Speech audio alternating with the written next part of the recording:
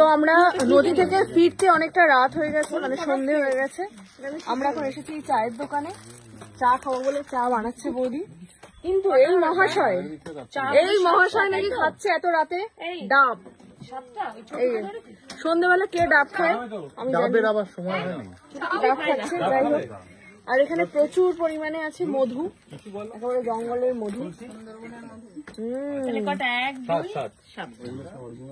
এখানে আবার পেয়েছে ও শ্বাস হয়ে গেছে, নারকেল হয়ে গেছে, নারকেলটাও খাচ্ছে। হেবি মজা। এবারে চলে এসেছি আমরা এখানে ঝড়খালি সমবায় বাজারে। এখানে এত বড় বড় সব কাতলা ধরনের মাছ। এবারে এখানে আমরা খোঁজ করছি কাঁকড়া আর ইলিশ, দেখা যাক এখানে পাওয়া যায় কিনা।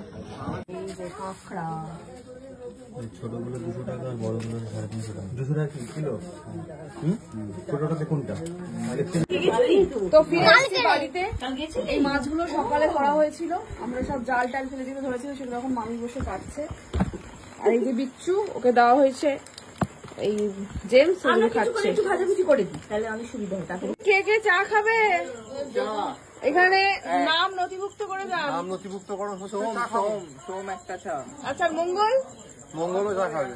আচ্ছা, কে কে চা খাবেন নাম নথিভুক্ত করিয়ে যান।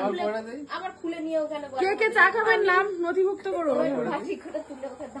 আমরা খাইনি, আমরা খাবো। নাম নথিভুক্ত করেছো? আমার নাম 1 নম্বরে। আচ্ছা,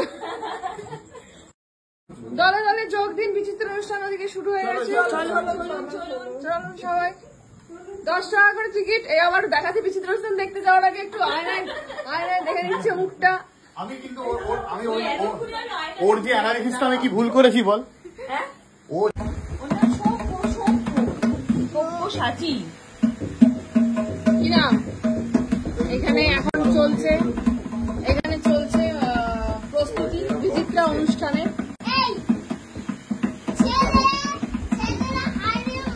তো শিল্পীরা উঠে গেছে মঞ্চে, দাঁড়ায় তোর গুলিয়া পরে প্রাপ্ত। এইবারে প্রত্যেকের হাতে চলে এসছে, দেখাও তোমার প্রত্যেকের হাতে চলে এসেছে।